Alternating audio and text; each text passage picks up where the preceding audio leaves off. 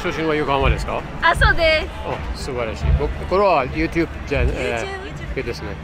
Japan Explorer。Japan Explorer。英語で書いたら出てきます。そうそう。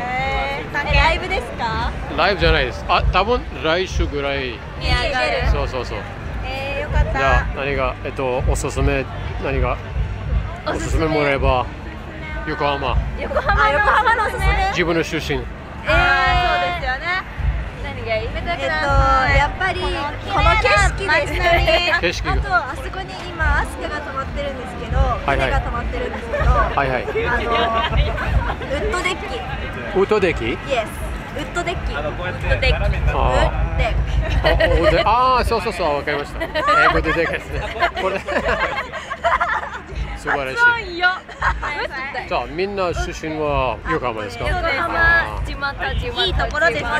いいところ何がありますか？あとはそうですね。ラーメン博物館ですね。ああ、そうそう。ラーメンミュージアム。見たことがあります。それも素晴らしいです。いろんなラーメン食べれるのがいいですよね。小さいラーメン。ああ。なくなりそうなんです。ラー博。なくなりそうらしいみたいな。他には何がありますか？他にいいこと、はい。やっぱ海。海。寿司とか。寿司とか江ノ島とか。江ノ島と。やっぱ海がいっぱいあるところがいい。食べ物は何が有名ですか？食べ物？何がいい？食べ物、横浜の食べ物といえばやっぱりちょっとすぐに思いつかないけれど、中華街ですか？中華街ですね。チャイナタウン。ああ、でもチャイナタウンは日本料理じゃないですね。バレた。じゃあ横浜の食べ物とは？シューマイです。でも横浜の人ってそんなシューマイ食べないんですよ。ああ、なるほど。そうだね。カメラでやっちゃった。吉村ラーメン。ラーメンな。ラーメンだね。横浜。ラーメンしか？カタン。おお、すごい。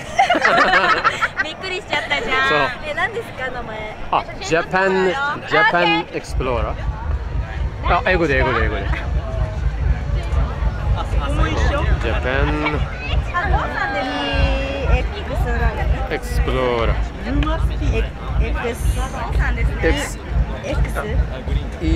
ちょっと Japan ちょっとあとは PLOER そう Japan Explorer これですね。そう。後でそう送って。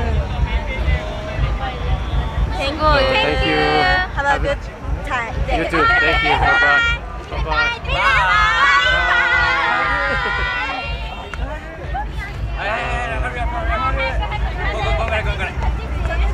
立ち位置真ん中。